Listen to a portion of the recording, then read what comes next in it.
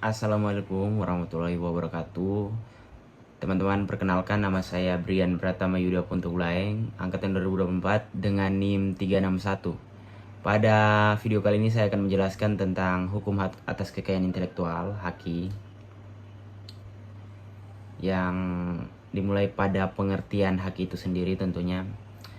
Hukum hak atas kekayaan intelektual atau HAKI yang sering dikenal sebagai kekayaan intelektual itu merupakan hak eksklusif yang diberikan oleh negara yang kepada inventor atas invensinya, kepada penemu atas penemuannya, begitu. Nah, kekayaan intelektual merupakan aset tidak berwujud yang lahir dari kemampuan intelektual manusia dalam bidang ilmu pengetahuan, teknologi, seni, sastra maupun bisnis. Jadi itu merupakan aset yang tidak berwujud, teman-teman. Di Indonesia, rezim hukum hak atas kekayaan intelektual dikelola oleh DJKI atau sering dikenal dengan Direktorat Jenderal Kekayaan Intelektual. Secara hukum, hakim memberikan perlindungan hukum agar pencipta, yang seperti saya katakan tadi, inventor itu pemegang hak, memperoleh manfaat atas ekonomi atau atas hasil karyanya dan terhindar dari tindakan-tindakan semacam peniruan, pembajakan, dan penggunaan tanpa izin, salah satunya. Kemudian dasar-dasar hukum hak atas kekayaan intelektual. Yang pertama ada di pasal 28C ayat 1 Undang-Undang Dasar NRI 1945. Oke, ulang. Yang pertama ada pasal 28C ayat 1 Undang-Undang Dasar Negara Republik Indonesia tahun 1945, yang kemudian ada persetujuan WTO melalui World Trade Organization yang memuat TRIPS Agreement, yang kemudian ada Undang-Undang Nomor 28 Tahun 2014 tentang hak cipta, Undang-Undang Nomor 13 Tahun 2016 tentang paten, Undang-Undang Nomor 20 Tahun 2016 tentang merek dan indikasi geografis, Undang-Undang Nomor 30 Tahun 2000 tentang rahasia dagang, Undang-Undang Nomor 31 Tahun 2000 tentang desain industri, Undang-Undang Nomor 32 Tahun 2000 tentang desain tata letak sirkuit terpadu, dan terakhir Undang-Undang Nomor 29 Tahun 2000 tentang perlindungan varietas tanaman. Nah, kita masuk pada tujuan HAKI. HAKI bertujuan seperti yang sudah kayak saya katakan tadi, memberikan perlindungan hukum atau kepastian hukum yang pertama, dan yang kedua mendorong inovasi itu supaya masyarakat terdorong terus menciptakan teknologi baru karena hasil kreativitasnya dilindungi, begitu. Yang kemudian ketiga, memberikan nilai ekonomi.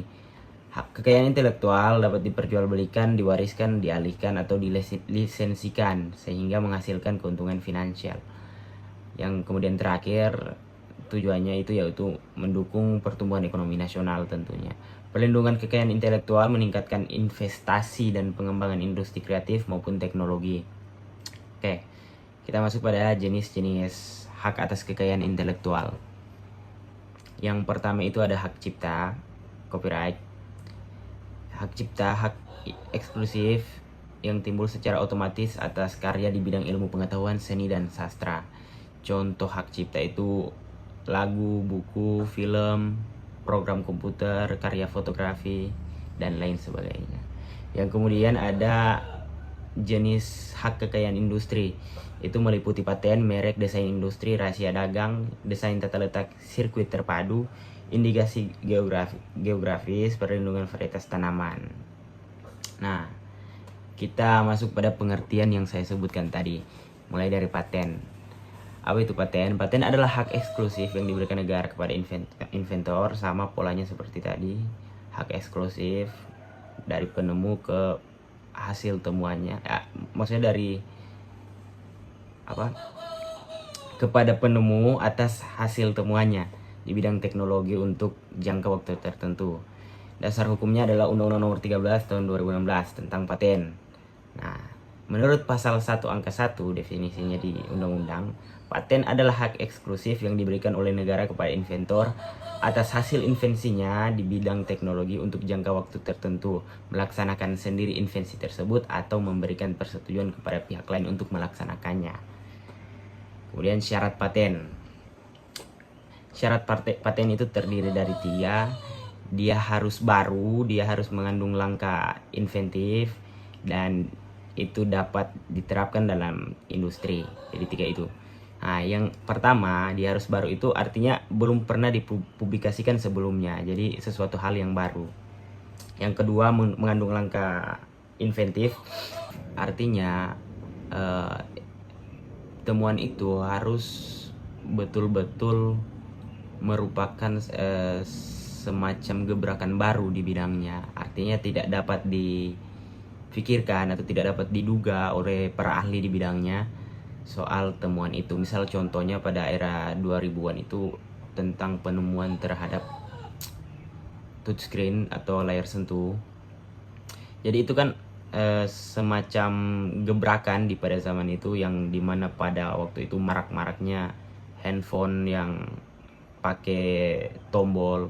Kemudian ada temuan itu, kemudian sudah menjadi hal yang baru dan tidak diduga sebetulnya oleh itu yang disebut dengan langkah inventif, yang kemudian dapat diterapkan dalam industri, artinya itu dapat diproduksi atau digunakan secara praktis. Kemudian pengertian lisensi. Oke, lisensi adalah izin yang diberikan oleh pemegang hak kekayaan intelektual kepada pihak lain untuk menggunakan hak tersebut dengan syarat tertentu. Oke, jadi dia memiliki syarat-syarat. Dan lisensi bukanlah pengalihan hak, melainkan hanya pemberian hak penggunaan. Jadi bukan semacam dialihkan, tapi hanya diizinkan untuk digunakan saja begitu. Unsur-unsurnya dia pemberi lisensi, terdapat pemberi lisensi, penerima lisensi, objek kekayaan intelektual, royalti atau imbalan, dan jangka waktu penggunaan. Oke, kita masuk pada desain tata letak sirkuit terpadu atau DTLST. Nah, dasar hukumnya adalah Undang-Undang Nomor 32 Tahun 2000 tentang desain tata letak sirkuit terpadu. Desain tata letak sirkuit terpadu itu adalah kreasi berupa rancangan peletakan 3 dimensi dari berbagai elemen dalam suatu sirkuit terpadu. Jadi agak teknis bahasanya ini.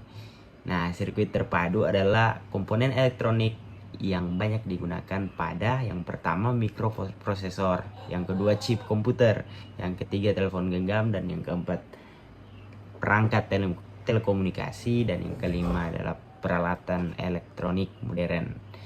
Jadi itu contohnya kalau di mikroprosesor itu ada di prosesor handphone, ya handphone, laptop, dan lain sebagainya. Nah, kenapa ini harus dilindungi oleh hukum, teman-teman? Karena untuk membuat perangkat semikonduktor ini itu sangat-sangat sulit. Karena bayangkan, itu kita akan membuat semacam otak dari perangkat elektronik itu, dari benda elektronik itu. Nah, otaknya itu ada di perangkat semikonduktor. Nah, itu termasuk mikroprosesor atau chip komputer dan lain sebagainya.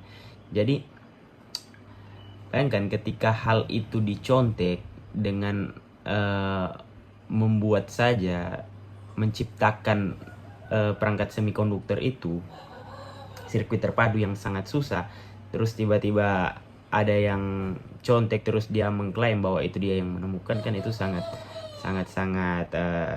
merugikan sekali tentunya, apalagi dengan proses untuk membuat itu sangat-sangat sulit. Nah, makanya itu harus diatur oleh hukum, dan hukum yang mengatur itu sangat jelas, ada di Undang-Undang Nomor 32 Tahun 2000 tentang DTLST, desain tata letak sirkuit terpadu. Nah, kemudian kita masuk pada karakteristik DTLST ini. Nah, agar memperoleh perlindungan hukum, desain tersebut harus orisinal, tidak bertentangan dengan peraturan perundang-undangan, dan memiliki nilai komersial. Orisinal artinya itu merupakan hasil karya mandiri dari si pendesainnya itu sendiri. Kemudian yang tidak bertentangan itu tidak melanggar norma hukum yang berlaku. Kemudian yang terakhir memiliki nilai komersial artinya dapat digunakan dalam industri elektronik begitu. Masuk pada kesimpulan sebenarnya, teman-teman, dari hal-hal yang sudah kita bahas tadi.